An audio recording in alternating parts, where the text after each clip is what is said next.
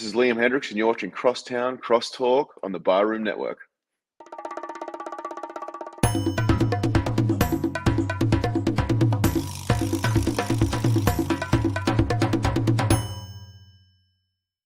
Some may find the following disturbing. Discretion is advised.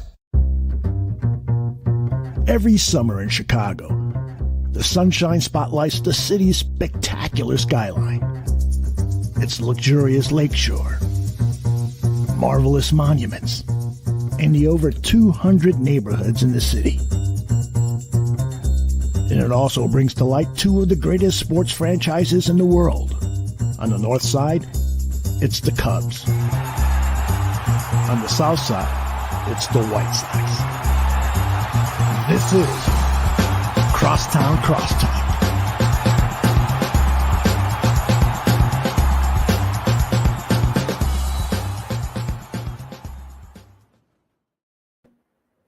Hello, and welcome to episode number 46 of Crosstown Crosstalk, presented by the Barroom Network. My name is Vinny Parisi, and if you're watching this right now, there's a good chance that I'm recovering from some kind of tooth issue that I'm dealing with here. You might notice my face is a little fat over here. That's something I've been dealing with for like the last week or so, maybe a little less than a week. Easter Sunday was one of the most painful days of my entire life. Currently, while you're watching this, I'm recovering from it. So pre-recorded the show a little early because I got to be talking baseball with y'all once a week, no matter what. And as I record this, the White Sox just got killed 11-1 by the Cleveland Guardians. How's that for a first ever game against them as the rebranded Cleveland Guardians? Not cool, guys. Not cool. But that happens from time to time. Dallas Keuchel gave up 8 earned runs, a couple errors in the first 2 innings, caused the White Sox some serious harm, and they lost the game. And their lineup for the second game doesn't look very promising. It's not, the A group out there like you would kind of expect it to be, but I'm sure some people will be available off the bench throughout the game as well. It will be Jimmy Lambert versus Tristan McKenzie. You guys will know the outcome of that game by the time you're watching this. And you'll also know the outcome of the game started by Marcus Stroman for the Chicago Cubs by the time you watch this, as well as each team will be looking to kind of keep things going for themselves, playing well outside of this game for the White Sox. It's the first time they've lost 2 in a row all season, but there were 2 rainouts in between. So everything's all sorts of messed up right now with the baseball schedule and teams trying to get their legs under them and dealing around injuries. The White Sox are no different. Since our last show last week with White Sox Dave, the White Sox have continued to play well, but they've run into a dry spell with their offense a little bit. Outside of Dylan Cease and Michael Kopech, you really don't know what you're going to get from each starter game by game. The bullpen has been pretty good, except for basically Liam Hendricks and Aaron Bummer, who are supposed to be the 2 best arms in the bullpen at all. I would say Kendall Graveman has really asserted himself into that top tier level relief pitcher for them. They'll be getting Joe Kelly back soon enough. Velasquez and Keuchel could move to the bullpen, or Keuchel, depending on how they end up working things once Lucas Giolito and Lance Lynn come back. Lucas Giolito did inform us today that he will be making his first start back from injury, his second of the season total, on Sunday against the Minnesota Twins. So that's that. It's going to be a lot of fun to check that game out and see how Giolito fares in his return. He was awesome on opening day. Absolutely awesome. So you figure that when Lucas Giolito, Lance Lynn, Dylan Cease, and then Michael Kopech make the top 4, and then you have either Dallas Keuchel or Vince Velasquez as the number 5, it's one of the best rotations in baseball. The 5th spot shouldn't be as much of a question mark as it is. I do believe that Rick Hahn and his staff will address that before the trade deadline, unless somebody from within the organization pulls through and really lights the world on fire, which I guess is possible. I don't really see it from Jimmy Lambert. There are a couple guys in AAA that are good, or AA, same thing, but none of them really coming up this year making an impact is something I foresee. So it's going to be interesting to see how the White Sox handle that whole thing. Winning this game, the second game against the Guardians, would be nice. 7-4 sounds a lot better than 6-5, but like I said, when you're listening to this, you will know how that works out. In fact, most of the game on Thursday will be over by the time you're listening to this. So I guess the results of the game, they're not really as evergreen as some of us podcasters and writers would like them to be, but the story will guaranteed still be the same. The White Sox need their lineup to get a little bit healthier. We'll be seeing AJ Pollock and Yoan Moncada return in a short time here. I believe they are both eligible to come off of the 10-day injured reserve list now, but it's just a matter of when they are actually able to do so. So that's going to be something to keep an eye on. Listen, outside of that abysmal performance against the Guardians in this game one, I really like the way the White Sox play. When they win, that means they get good pitching and they score runs because guys like Tim Anderson and Luis Robert and Jose Abreu, all these guys, they do their thing. Okay? We know what they're capable of. Andrew Vaughn, Gavin Sheets. When Yoan Moncada gets healthy, that'll help. So there are lots of different positives to look for this team going forward. So this is going to be a little bit of a shorter episode than people are probably used to seeing from me, just because I'm pre-recording, no guest, just talking baseball until I run out of things to talk about. So the White Sox, after this series with the Guardians is over, will head up to Minnesota to play the Minnesota Twins at Target Field, which is definitely going to be an intriguing matchup for them. We will see Giolito. We will see Michael Kopech. I'm not sure who will pitch in between them. That's something to keep an eye on. Then they will be off on Monday before coming back to Guaranteed Rate Field, where they will see the Kansas City Royals and the number one prospect in baseball, Bobby Witt Jr. It's going to be outstanding to see him play at Guaranteed Rate Field. I'm pretty excited about it. And that's the last of the games before our next show next Thursday. Spoiler, they play the Los Angeles Angels, Shohei Ohtani, Mike Trout at home the following weekend. But it's going to be a difficult set of games here for the White Sox over the next couple games. It's 3 straight series against division opponents and 4 of their first 6 series against their 4 division rivals. They will have them all covered by 2 shows from now. So we'll see where the White Sox stack up. A lot of people believe that they are the best team in the division. I am one of the people that believe that. I'm sure you are too. It's going to be a rough April. I know they got off to that 6-2 start, and everybody thought that meant for sure that they were going to win 108 games, and that's just probably not the case. They're very injured right now. Missing Giolito, Lynn, Pollock, Moncada. Crochet's out for the year. Joe Kelly's out until further notice. I mean, he'll be back sooner than later too. Then the team should start banking out these wins.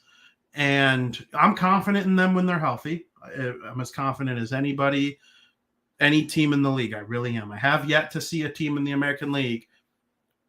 This might be stale by tomorrow, but as we stand right now, no team in the American League, or every team in the American League, has 5 losses besides the White Sox. Hopefully that's the case when you're listening to this as well. That would mean that they have won the second game, and it will also mean that they're probably winning the game that's going on while you watch this, or have won by the time you listen to the audio version on Spotify, Apple, Podbean, anywhere you could get your podcasts at your leisure. Moving over to the Cubs. Cubs are off to a much better start than I thought they were going to be this season. So far, 6-5 as I'm recording this.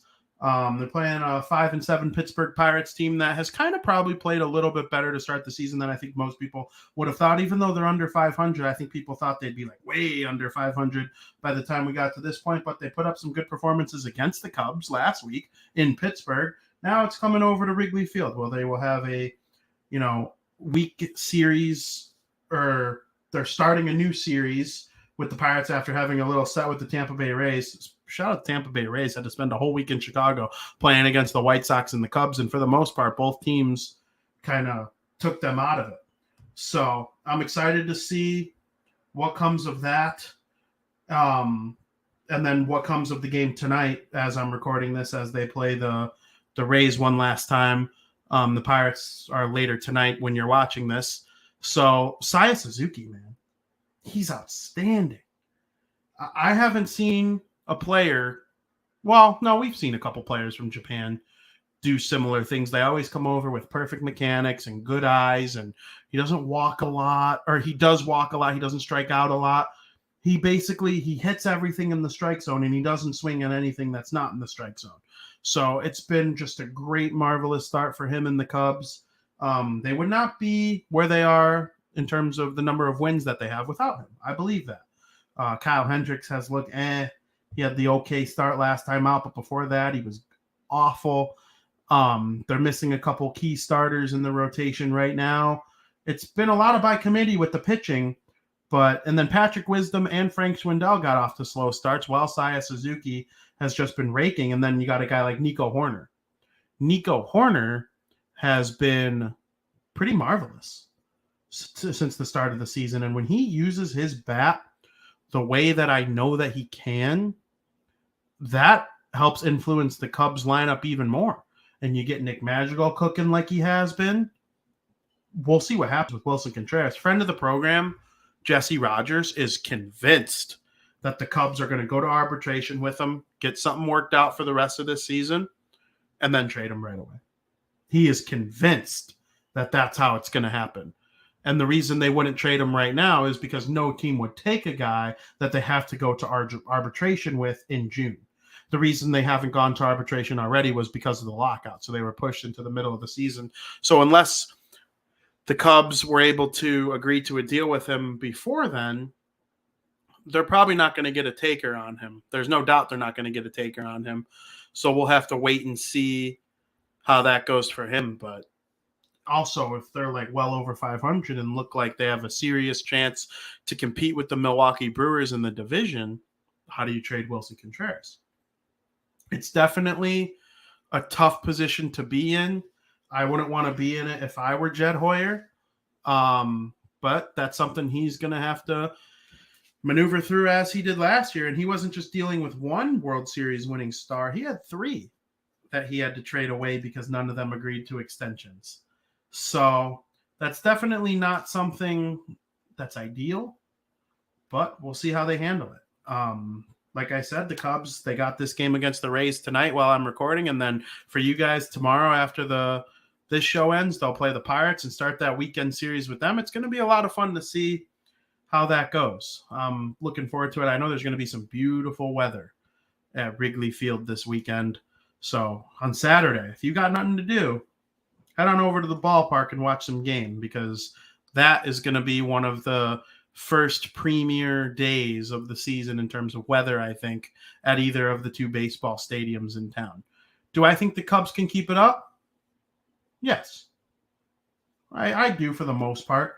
If they trade Tristan, I saw Tristan McKenzie on my screen and I almost said his name. He's not on the Cubs. If they trade Wilson Contreras, then it might make things a lot harder.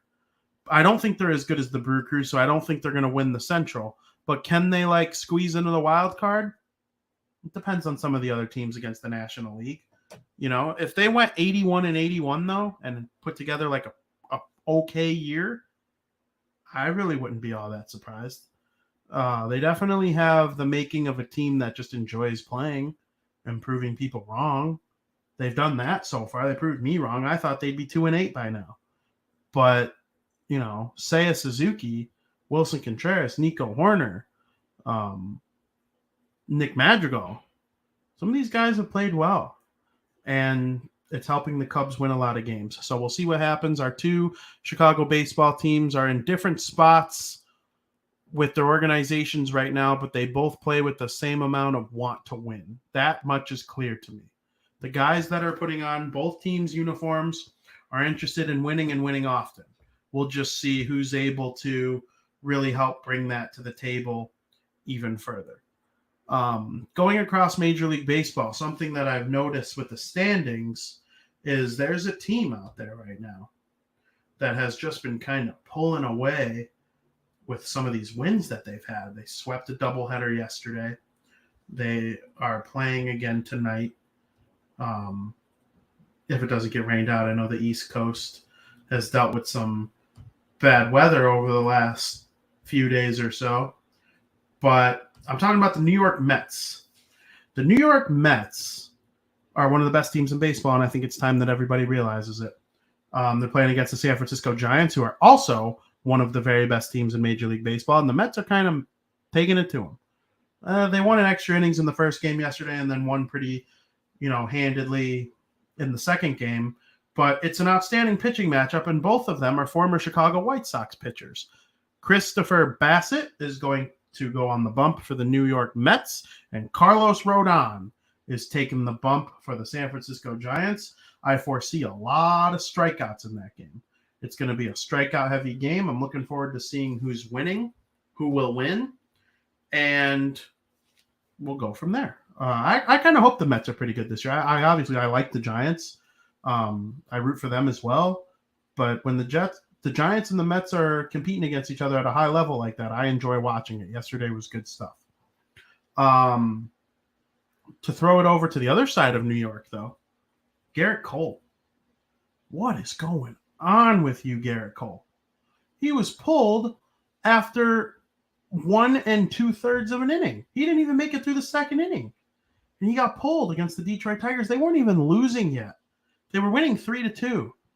And they still felt the need to pull him because the Tigers were threatening in the second. And they didn't let it be his game. The highest paid pitcher in Major League Baseball, it couldn't be his game.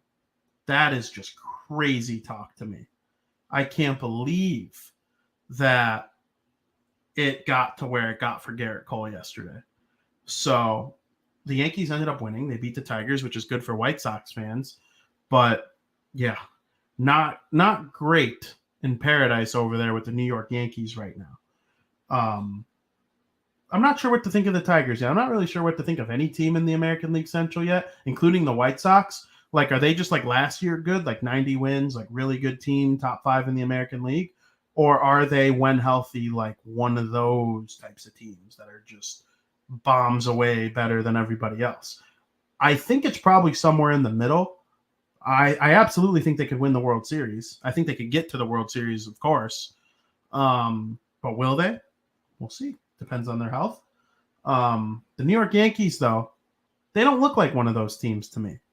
Every power ranking you look at, the Yankees are in the top 10, and this guy's got the best odds for the Cy Young Award, even though he can't get through 2 innings.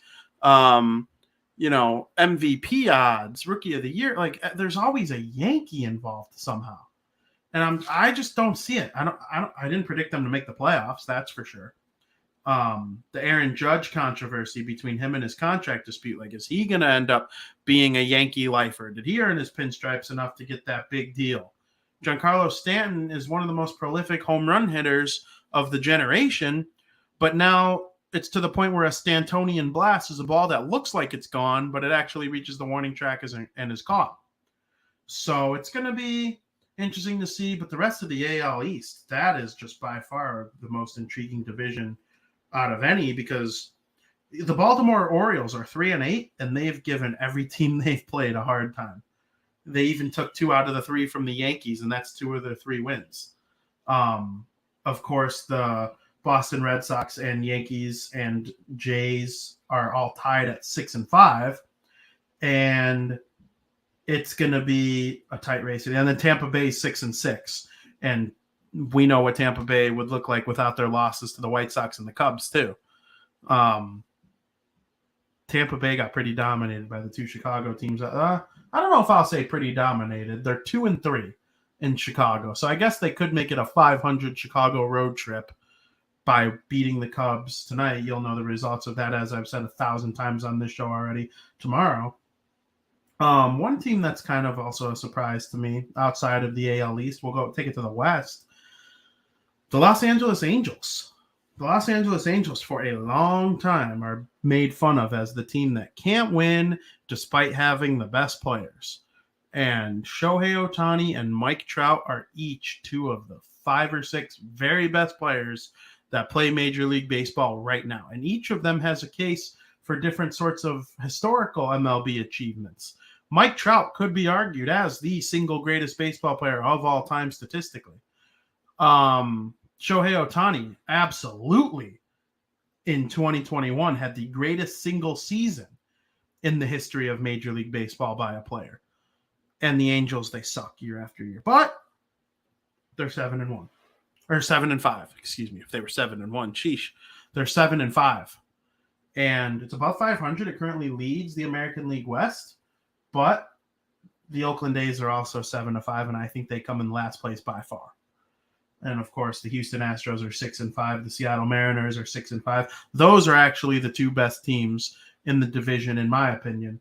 The Texas Rangers currently sit at 2-8. I don't think they're very good. I don't think they're very good at all. They added some big bats and pitching in the offseason, but that doesn't help you in the slightest. I mean, it does, but it doesn't help you just turn it around in 1 year. You got to build. And I think those contracts will work out for the Texas Rangers because they'll have those great players there with them, but they need to keep building the prospect pool. Don't be dumb with trades. Don't try to win now when you can't win now. The Texas Rangers will be there. They got Jack Leiter, who's one of the top prospects in all of baseball. They ended up with him last year, and it's looking really nice for them. I'm excited to see what the Texas Rangers become, but to me, they're just not there yet. That's the American League West for you. I talked about the Mets. They're 9-3. The Braves are the only ones that are going to give them a tough time in that division. I have no faith in Philly. I know they have Harper and Real Muto and Wheeler. Those guys are great. But the Phillies just aren't getting it done to the level of the Mets or the Atlanta Braves right now. The Braves are the defending World Series champions, so nobody can really count them out, especially since Ronald Acuna Jr. hasn't played for them yet, but he made his first rehab start with the Gwinnett Stripers yesterday, and he's already hitting, he's hitting the gaps, and I don't know if he hit a home run, but he's just absolutely obliterating baseballs down there in his first career game, which is really nice to see. So those are the two teams in that division. We talked about the Central a little bit, the National League Central. Of course, the Cardinals, Brew Crew. The Cardinals are 6-3, but their winning percentage is a little bit higher because they played less games because of the bad weather that has gone through the Midwest and really affected Missouri specifically. But the Milwaukee Brewers are 8-5, and that's nice for them after the way that their season started with their terrible start against the Chicago Cubs. But 8-5, good for second place, even though they have the most wins. They're tied for the second most wins in the National League as a whole, only trailing the New York Mets. So, but they played extra games, which it'll just be a lot of fun to watch all season long, how the Brew Crew is able to move along and really try to win the division again. National League West. We talk about that division on the show all the time. Joey's not here today. You probably noticed by now that you're just stuck with me talking baseball. But the National League West is a loaded division too. I mean, only the Arizona Diamondbacks are bad. The Colorado Rockies are really turning in to one of the biggest stories going on in Major League Baseball right now. They are 8-3. 8-3. We made fun of Bryant for going there. What did Bryant know that we don't? They're good on the road? Hopefully, because they were abysmal on the road last year, but they were outstanding at home. Well, we'll see if they're able to sustain it, because that Dodger team has a former MVP at every position? Close to every position? I mean, the Dodgers are just stacked. The Giants had the best record in baseball last year. I don't think they're going to repeat that quite to the same extent this year. The Mets are probably better. I mean, they look better against them. And then I think the Padres are really good. They're in fourth place with an 8-5 record. So, it's a really good division. Me and Joey, whenever he comes back on this show full time, we'll be talking about that division and those teams in the West, the top teams specifically. Last year, it was the Giants, Dodgers, and Padres for most of the season. And then we started to cut off the Padres a little bit when they fell off towards the end and ultimately missed the postseason. They're a fun team, though. Padres are an outstanding team to watch. Fernando Tatis Jr. when he's healthy, Manny Machado. It's just a really fun team. Blake Snell, Yu Darvish. I'm waiting until we see the real deal Mackenzie Gore, not like a struggling minor league Mackenzie Gore. If he ever reaches Major League Baseball and truly reaches his true potential in Major League Baseball, I think it's going to be a lot of fun to watch. So I'm very much looking forward to that division. The Dodgers, I don't know if we talked about it on this show at all. We might have. I can't believe that Dave Roberts pulled Clayton Kershaw when he had a perfect game going into the eighth inning. There have been, 26 perfect games ever? Ever! How many games have been played in Major League Baseball all time? A lot more than 26. And King Felix Hernandez, Seattle Mariners, the last perfect game that we've seen in Major League Baseball, and that was I think it was about 10 years ago. We haven't seen one in a while, and we got robbed because Kershaw was going to do it. I'm convinced he was going to do it. He got pulled 70 pitches. He said he agreed with the decision after the game. I don't know if I buy that, but what else is he going to say? Is he going to poo-poo his coach? No shot. And Kershaw knows what it's like to win a ring. I'm not sure I agree with it. I think even if he overextended himself 110 pitches to get this perfect game, and let's say you give him a start off for rest, that's not going to affect you in October. You're the Dodgers. You have MVPs at every position. I hated seeing him get pulled. Just thinking about what it would mean to watch a perfect game. If it was a no-hitter, I get it. I completely get it. No-hitters are they're cool. When Rodon hit one or threw one, we threw a party at the bar room. We had an emergency South Burbs Hitman podcast. That's kind of how I got on the show. But yeah, I owe Carlos Rodon for me getting on that show. Wow, what a guy. I love Carlos. I think throwing a perfect game is just so great, and Rodon got robbed of one. It hit the shoelace of the Cleveland hitter, but it was a perfect game, or a no-hitter, and we'll remember it forever. But there's nothing like a perfect game, as I've said. Clayton Kershaw. It would have been really nice to see him finish it off. We'll get one soon. We're due for one, I think. There's no way that they just don't have a perfect game in the league for that long at a time. We're 10 years into it, so you figure we're due for one soon. Hopefully we get it. I really don't have much else on the state of baseball, just because it is kind of early. Teams are, trying to figure each other out. It has been glorious to watch. There have been some great games to open the season. It's just, they got the 2 White Sox games going on today because of bad weather. The Cubs play tonight, and this freaking tooth. Don't mess around with your teeth, people. Do not mess around with your teeth. That shit hurts so bad. So that's why it's a shorter show this week. That's why it's pre-recorded again. Speaking of pre-recorded, we pre-recorded last week. We had our guy White Sox Dave, and I could say this because it's not airing till Thursday. We watched The Dozen live. We went to it's the Barstool Sports YouTube trivia show, The Dozen, and it's just an outstanding trivia show. There's drama, there's, controversy, like cheating scandals. It is just very cool TV or YouTube show. And we went to a live showing of it, and friend of the program, White Sox Dave, competed in the tournament, and Team Chicago got absolutely derailed in the first round. They got killed. And so, but the funniest part about the whole thing, White Sox Dave's outfit was a White Sox jersey. No surprise. Except the name on the number on the back was number 1. The name, Cusack.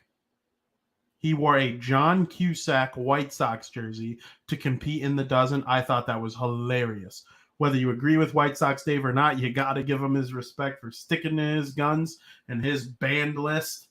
John Cusack, you're banned. You can't root for both teams. Just kidding. You can root for whoever you want. But yeah, friend of the program did a great job in the Dozen, even though one of the questions he missed was a White Sox-themed question specifically designed for him to answer. I'll ask the audience.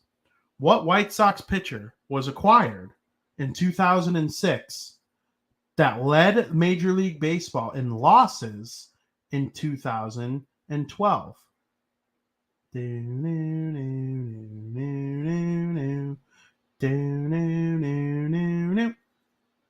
It's Matt Thornton. White Sox Dave couldn't think of Matt Thornton. Pretty good White Sox reliever way back in the day, though. So that's our show. It's just a quick 30-minute catching up. We'll be back in full force next week. The show will be 100% back to normal with a guest 1 week from today. I'm very much looking forward to talking baseball with everyone all season long. It's going to be a blast. Get out to the ballpark. It's going to be a beautiful summer, beautiful weekend. Cubs are the home team. home Chicago team this weekend. The White Sox will be in Minnesota. But, for White Sox fans, sit on your deck, enjoy some, some pizza, maybe some tacos, and watch the game. It's going to be a good time. I'm very much looking forward to it. And as always, you could check out all the great shows on the Barroom Network. Last night, they had a draft mock show where fans and members of the network came on and gave their mock draft of who they think the Bears should take. You could go back on the Barroom Network's YouTube channel, watch that, all the great shows around the network as a whole. The Bulls are in a playoff right now with the Milwaukee Bucks.